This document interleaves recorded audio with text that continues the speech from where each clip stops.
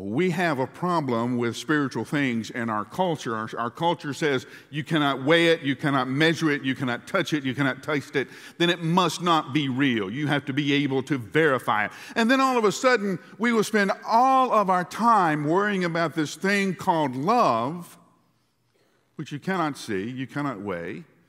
But we're told by everybody in our culture that it is the one thing that matters. It is the one thing that motivates us to be our best selves. You will hear from the experts that money cannot buy happiness, although we can't find the store that sells happiness.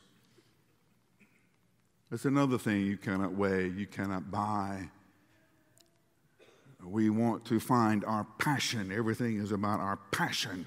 Although you cannot weigh, you cannot hold, you cannot touch your passion or my passion.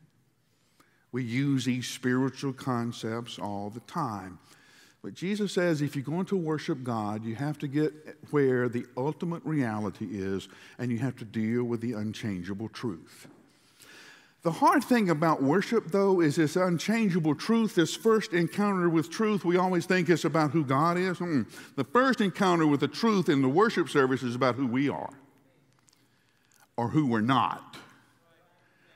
See, that's the hard thing, and it's where most of us stop, because it is a very humiliating moment when you have to look in the mirror and say, this is who I really am. I'm not who I pretend to be. I'm not who I present myself to be. This is who I really am.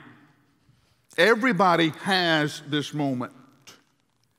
It is a moment almost that you'd almost call humiliation, where you have to face the hard truth about yourself. It happened to Paul on the road to Damascus. It happened to Moses in front of the burning bush. Take off your shoes, for you're on holy ground. It happened to Isaiah in his moment of worship, when the great prophet confessed to God, woe is me. I am a sinner. I am from sinful people. I'm sunk. That's a hard moment, isn't it? No games, no illusions, no putting your best foot forward. This is who you are. This is what you did. And it's your fault. It's my fault. Can't shift the blame. Can't put it off on somebody else, even though our culture has gone to great lengths to devise almost an entire blame industry to help you put your guilt on somebody else.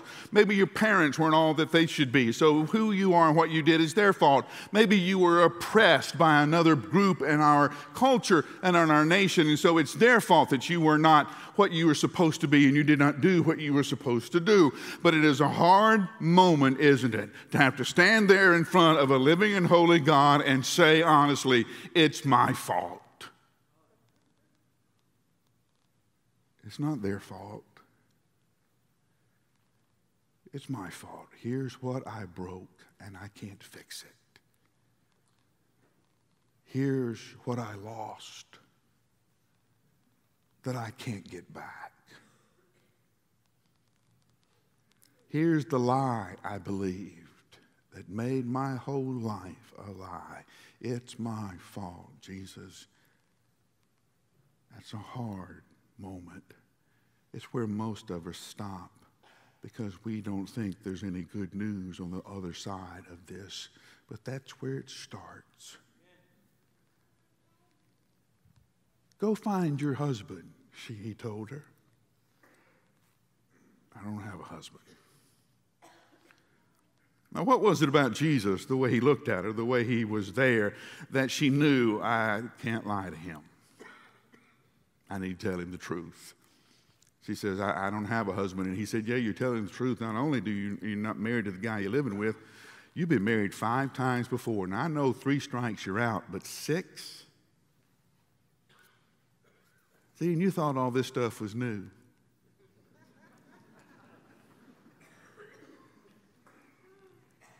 It's not. People have been messing up for a long time. And the good news is that Jesus comes anyway. I tell you this all the time. The good news of the gospel is not that you can get to God. The good news of the gospel is that Jesus comes to you. The lost sheep doesn't find the shepherd. The shepherd finds the sheep.